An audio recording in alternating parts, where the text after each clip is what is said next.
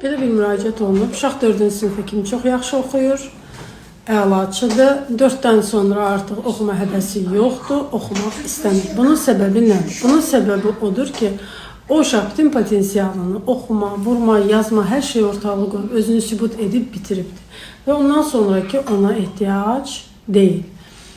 Ona görə uşaqları aşağı siniflərdə məcburən oxutmaq yox, sadəcə onu əyləncəli formada yazıb oxumağı öyrətmək lazımdır. Düzdür, məktəbdə müəllimələr bunu zorla, mütləq bunu bugünü yazmaq öyrənməlidir, mütləq bu sözü bugün oxumaq öyrənməlidir. Əks halda qiymətləndirmə edirlər, nə bilim, 2 alırsan, oxumur, valideyn müəllim münasibəti yaranır. Əslində uşaqları aşağı siniflərdə heç bir zorla öyrətmə prosesi olmamalıdır. Öz xoşuna olmalıdır ki, bu uşaq sevsin və